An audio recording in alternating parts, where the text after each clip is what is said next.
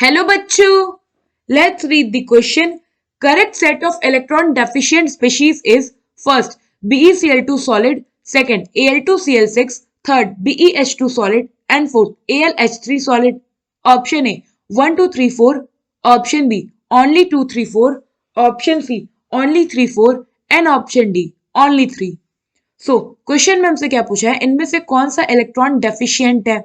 तो सबसे पहले तो हम जानते हैं इलेक्ट्रॉन डेफिशिएंट क्या होता है। इलेक्ट्रॉन डेफिशिएंट वो स्पीशीज होता है जिसका ऑक्टेट जो हो वो इनकम्प्लीट हो। तो अगर हमें स्पीशीज का ऑक्टेट देखना है कंप्लीट है या नहीं कंप्लीट है, तो हम क्या करते हैं, उनका स्ट्रक्चर ड्रॉ करके देख लेते हैं। तो सबसे पहले हमारे पास क्या है, BeCl2 सॉलिड। तो BeCl2 सॉलिड क्या होता है, जब BeCl2 अपने पॉलीमेरिक फॉर्म में होता है। तो अगर आप इसका स्ट्रक्चर देखो तो ये कुछ ऐसा होता है। सेंट्रल एटम हो गया हमारा बेरिलियम,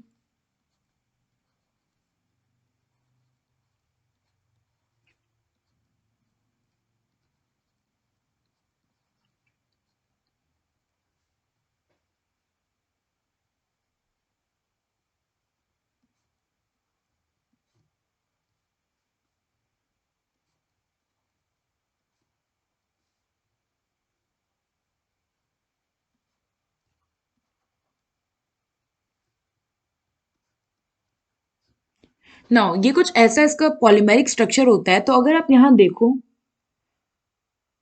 तो जो हमारा बेरिलियम है,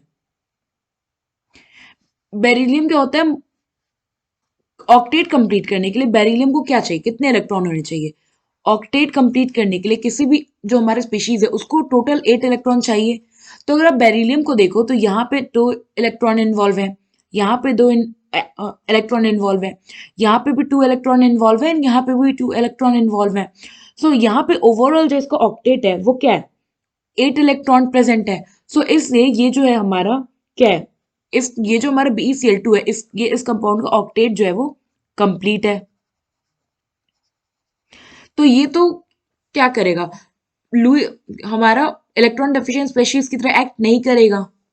इलेक्ट्रॉन डेफिशिएंट स्पीशीज को हम कहते हैं लुईस एसिड्स इन जनरल।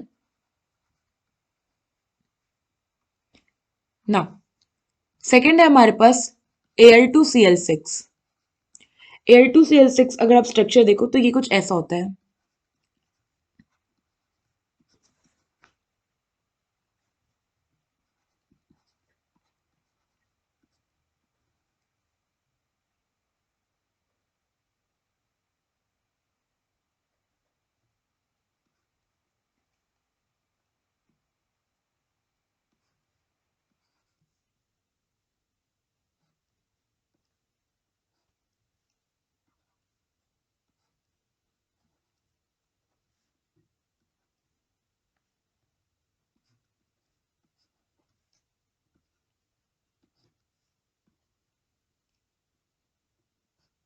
ना ये हो गया हमारा Al2Cl6 का स्ट्रक्चर। बेसिकली ये क्या है, AlCl3 का डाइमर है ना। अगर आप यहां देखो तो हमारा सेंट्रल एटम क्या है, एल्यूमिनियम। अगर आप देखो तो यहाँ 2 इलेक्ट्रॉन है, यहाँ 2 इलेक्ट्रॉन है, यहाँ 2 इलेक्ट्रॉन है और यहाँ भी 2 इलेक्ट्रॉन है। तो टोटल जो एल्यूमिनियम है इस पे 8 इलेक्ट्रॉन है। इट मीन्स कि इसका ऑक्टेट क्या है, कंप्लीट है। तो ये भी as a electron deficient species की तरह एक्ट नहीं करेगा ना। थर्ड हम पे क्या है, BeH2 सॉलिड। तो BeH2 सॉलिड क्या होता है, जब BeH2 का पॉलीमर हो। तो इसका स्ट्रक्चर आप देखो तो ये कुछ ऐसा होता है।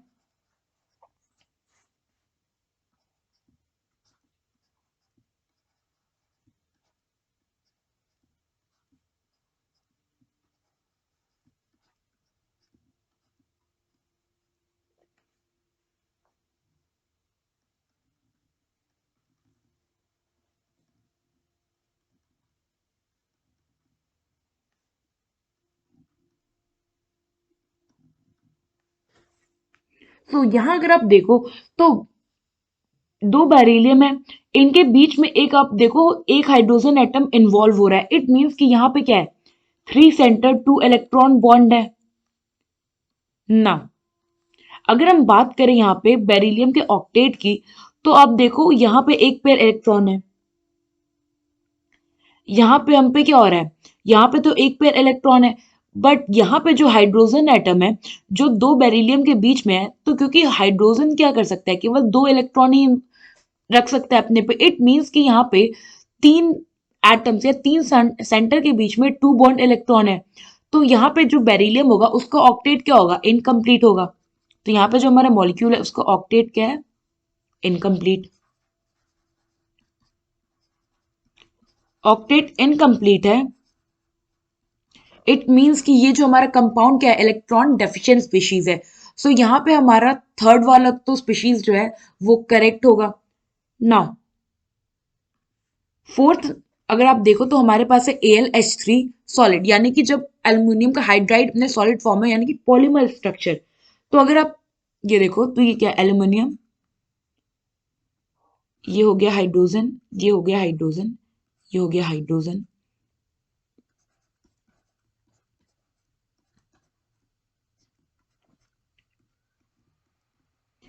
ना अगर आप यहां देखो तो यहां भी जो हमारा हाइड्रोजन एटम है वो दो एल्युमिनियम के बीच में है। इट मीन्स कि ये क्या है, three centre two electron bond. तो यहाँ पे भी आप अगर एल्युमिनियम का ऑक्टेट देखोगे तो वो क्या होगा, इनकम्प्लीट होगा। तो ये भी क्या है अपना, ऑक्टेट इनकम्प्लीट। और अगर इसका ऑक्टेट इनकम्प्लीट है, इट मीन्स कि ये इलेक्ट्रॉन डेफिशिएंट होगा। तो यहाँ पे हमारा जो फोर्थ वाला मॉलिक्यूल है ये भी क्या है, इलेक्ट्रॉन डेफिशिएंट है। सो जो हमारा करेक्ट ऑप्शन है कि कौन कौन से स्पीशीज इलेक्ट्रॉन डेफिशिएंट है वो क्या है, third and fourth. So option C जो है हमारे यहाँ पे वो करेक्ट ऑप्शन है। आई होप आपको एक क्वेश्चन समझ में आया होगा। Thank you.